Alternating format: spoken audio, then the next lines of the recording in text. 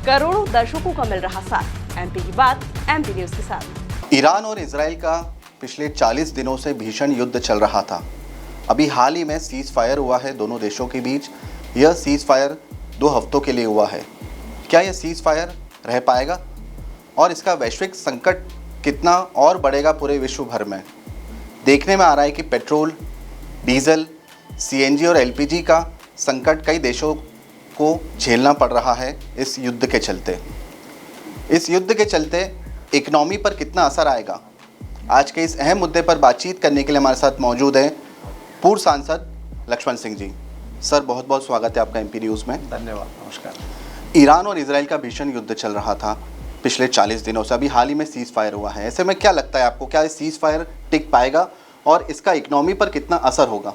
देखिए, क्या है कि कोई भी युद्ध हुआ हो पूर्व में या अभी जो चल रहा है, इसका मुख्य कारण ये है जी कि जो देश युद्ध करते हैं जी, उनके जो शासक होते हैं या उनका जो मुखिया होता है वो एक डिक्टेटर होता है। बिल्कुल। और जो प्रजातंत्र को पीछे रख के और अपनी चलाता है। जी। दोनों देशों में हमने देखा है डिक्टेटर रहे। अमेरिका एक बहुत ही विकसित देश है, बहुत सशक्त देश है जी। और वहाँ प्रजातंत्र बहुत मजबूत है। उसके बाद भी वहाँ के राष्ट्रपति जो हैं वो संसद की नहीं सुन रहे हैं, जनता की नहीं सुन रहे हैं, जबकि सारी जनता ने उनके खिलाफ प्रदर्शन तक किया है। जी बिल्कुल। और वो एक डिक्टेटर की तरह काम कर रहे हैं। ईरान में भी डिक्टेटर इतने साल वो रहे, उसका परिणाम ये है। और ईरान की सबसे बड़ी गलती क्या है कि उन्होंने हिजबुल्ला, उन्होंने हौती, इस तरह के संगठनों को खड़ा किया। ये मुख्य कारण रहा युद्ध का, जी। जिन्होंने इजराइल पे हमले किए और उसका ये परिणाम है। तो अब ये अमेरिका तो सोच रहा था कि 5-6 दिन में हम लोग युद्ध ख़त्म करके और अपना मकसद पूरा कर लेंगे, लेकिन ऐसा नहीं हुआ। अब इसके परिणाम तो सारे दुनिया को झेलने पड़ रहे हैं। आज हमारे यहाँ भी इसका असर तो हो रहा है जी। आज भले हम इसको स्वीकार नहीं कर रहे हैं। संभवतः 4 मई को चुनाव के परिणाम आएंगे, उसके बाद एकदम सब हमको पता लगेगा महंगाई का, और तेल कीमतें भी बढ़ेंगी। प्राइवेट कंपनीज ने तो तेल की कीमतें बढ़ा दी हैं। अभी इंडियन ऑयल वगैरह नहीं बढ़ाई, लेकिन वो भी बढ़ेंगी। तो इस महंगाई तो बढ़ेगी और इसके लिए सारे देश को चिंता करना चाहिए, विशेषकर जो सत्ता में हैं या नहीं, जो विपक्ष हैं, इनको ज़्यादा करना चाहिए। पर दुर्भाग्यवश ऐसा हो नहीं रहा है अभी। जी। आप एक पर्यावरण प्रेमी भी हैं, वाइल्ड लाइफ फोटोग्राफी का शौक भी रखते हैं। ऐसे में आपको एक समस्या से अवगत कराना चाहता हूं मैं।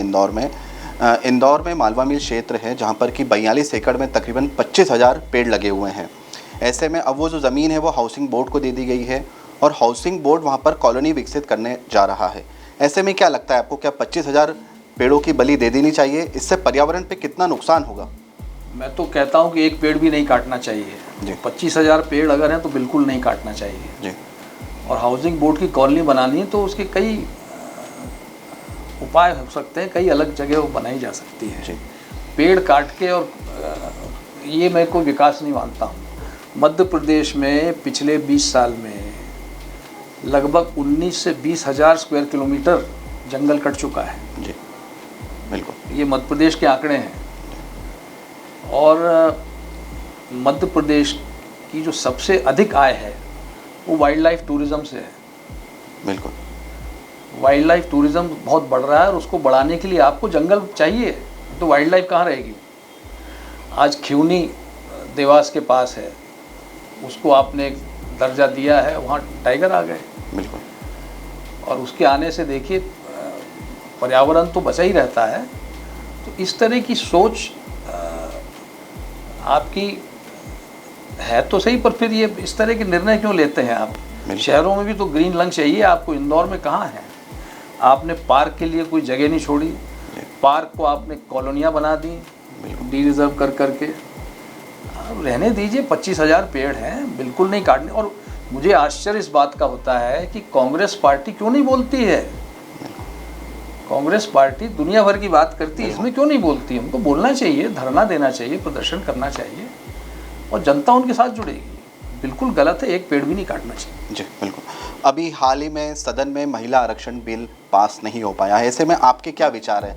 इससे क्या फ़ायदा होगा यदि ये पास होता है महिला आरक्षण बिल? तो दुर्भाग्यवश ये इस महत्वपूर्ण बिल को एक राजनीतिक रूप दिया जा रहा है। बिल्कुल। हम जानते हैं महिलाओं पे किस तरह अत्याचार हुआ है। 20% में तो 20% तो वृद्धि हुई है, आंकड़ा देखिए आप जी।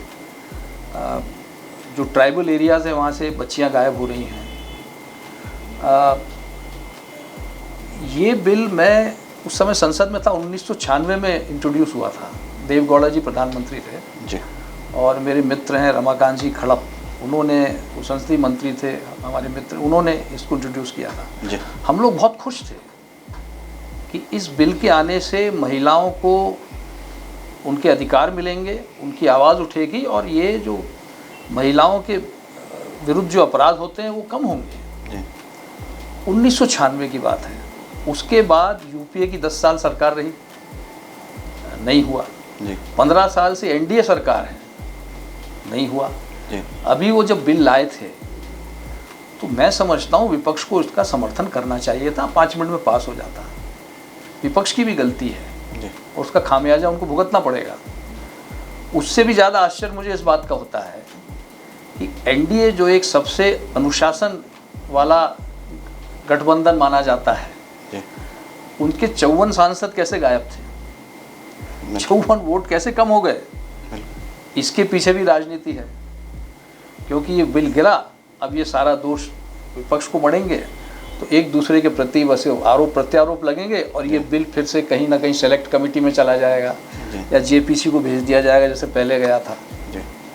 तो इस पे एक राय क्यों नहीं बन रही है? ये बहुत दुर्भाग्यपूर्ण है। मैं समझता हूँ एक राय बना के इसको तत्काल पारित करें, महामहिम राष्ट्रपति को भेजें और ये देश का कानून बने जिससे कि महिलाओं को उनका अधिकार मिले। आप काफ़ी अनुभवी नेता हैं, काफ़ी टैलेंटेड नेता हैं, परंतु पिछले कई समय से आप सक्रिय राजनीति से दूर हैं। ऐसे में यदि बीजेपी आपको ऑफर देती है तो क्या आप बीजेपी पार्टी ज्वाइन करेंगे? नहीं, मैं सक्रिय राजनीति से दूर बिल्कुल नहीं हूँ जी। हम लोग एक समरसता यात्रा निकाल रहे हैं जी और पूरे प्रदेश में जा रहे हैं जी। और ये यात्रा कोई 50-100 गाड़ियों के हुजूम से नहीं निकल रही है या ढोल धमाके से नहीं निकल रही है जी। या बड़े बड़े मंच लगा के भीड़ इकट्ठी करके भाषण देने वाली नहीं है ये जी। ये एक शांतिपूर्ण तरीके से साइलेंट यात्रा है जिसमें हम जाते हैं और जहाँ हम जाते हैं वहाँ हम जो वहाँ के वकील हैं, जो वहाँ के छात्र हैं, जो वहाँ के पत्रकार हैं और भी आम जनता से जो लोग इस विषय में रुचि रखते हैं जी। उनको हम आमंत्रित करते हैं, भले वो 200 लोग हों, 400 लोग हों जी। और हम लोग मंच उनके लिए छोड़ देते हैं। बिल्कुल। जैसा कि आज हम करने जा रहे हैं, आपका स्वागत है इंदौर में इंडियन कॉफ़ी हाउस में, लेमन ट्री होटल के सामने हम लोग कर रहे हैं। मंच रहता है आपका, आप बोलिए उसमें, हम उनको सुनते हैं, उनका डेटा फीड करते हैं और फिर हमें जो कहना है हम कहते हैं। इस तरह की भावना से हम ये यात्रा निकाल रहे हैं और हम पूरे मध्य प्रदेश में इसको निकालेंगे। तो सक्रिय तो मैं हूँ जी। और अभी किसी दल में नहीं जाना है, दोनों दल मुझे निकाल चुके हैं जी। तो मैं अपने स्वयंभू अपने काम कर रहा हूँ। जनता का आशीर्वाद हम लेंगे और जनता के बीच में संदेश लेकर जा रहे हैं और एक समरसता का वातावरण बना रहे। बिल्कुल। जाति धर्म में हम इतने बढ़ गए हैं, अब जब आरक्षण का कानून ऑलरेडी है जी, तो फिर चुनाव में क्यों हम जातियों की बात करें और हिंदू मुस्लिम की बात करें? इस भावना को लेकर हम आप कांग्रेस के वरिष्ठ नेता दिग्विजय सिंह जी के छोटे भाई भी हैं। दिग्विजय सिंह जी की उम्र अब 80 साल होने वाली है, परंतु अभी भी वे एक्टिव पॉलिटिक्स में काफ़ी फिट नज़र आते हैं। उनकी फिटनेस का क्या राज है? नहीं, वो अपने संयम से रहते हैं जी और वो निरंतर राजनीति में रहेंगे सक्रिय। बिल्कुल। और पर अब हम पारिवारिक चर्चा करते हैं, राजनीतिक चर्चा हम लोग नहीं करते हैं क्योंकि मैं अब किसी दल में नहीं हूँ जी। तो पारिवारिक चर्चा ही होती है, ज़्यादा राजनीतिक चर्चा तो हमारी लगभग शून्य है, हम नहीं करते। कांग्रेस अब सॉफ्ट हिंदुत्व की राह पर निकल पड़ी है। ऐसे में हाल ही में वंदे मातरम को लेकर भी कंट्रोवर्सी हुई थी नगर निगम परिषद में। ऐसे में किस तरीके से देखते हैं आप इसको? कांग्रेस पार्टी एक बड़ी कंफ्यूज पार्टी बन गई है जी। पहले उन्होंने राहुल गांधी को ब्राह्मण बना दिया, बिल्कुल। चुनाव लड़ा जी। क्या नतीजा आया देखा आपने। जी। फिर वो सॉफ्ट हिंदुत्व की तरफ चले जाते हैं, जी। फिर भी नतीजा नहीं आया। फिर वो एकदम प्रो मुस्लिम स्टैंड लेते हैं, बिल्कुल, फिर भी नतीजा नहीं आया। जी। तो आज वो समझ नहीं पा रहे हैं, तय नहीं कर पा रहे हैं, उनमें एक राय नहीं बन पा रही है कि क्या करें। अरे आप कांग्रेस की जो मूल भावना है, जब देश आज़ाद हुआ था उसको लेकर अगर आप चलते या चलें तो आज नहीं कल सरकार बनेगी। जी। लेकिन कभी आप बीएसपी से गठबंधन कर लेते हैं और आपका जो काडर आपने बनाया वो ख़त्म हो जाता है, क्योंकि जो आपके कार्यकर्ता बीएसपी से मैदानी स्तर पर लड़ रहे हैं वो आपको छोड़ देते हैं। और देखा हमने बहुत सारे लोग छोड़ के चले गए। फिर कभी आप समाजवादी पार्टी से गठबंधन कर लेते हैं, अब उसमें राहुल गांधी तो जीत जाते हैं लेकिन कांग्रेस साफ हो जाती है। जी। तो इस तरह की राजनीति कांग्रेस को नुकसान दे रही है। एक विचारधारा लेके चलो जी।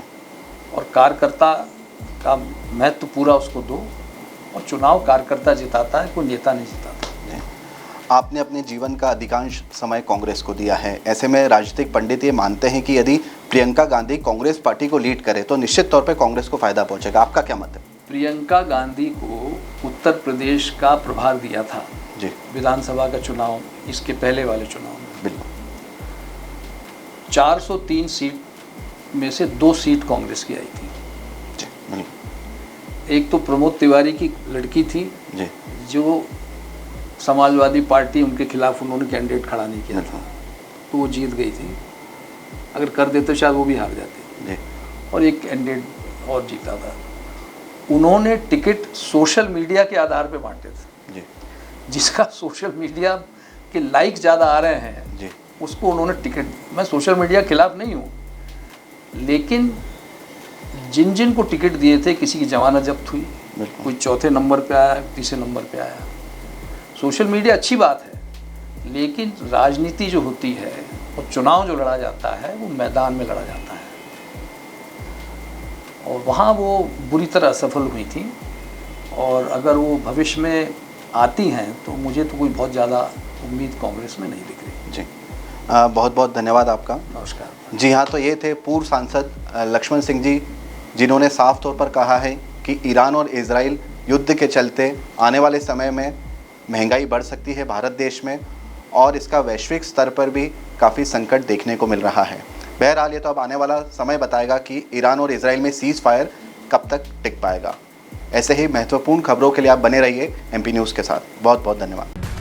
करोड़ों दर्शकों का मिल रहा साथ, MP की बात MP न्यूज़ के साथ।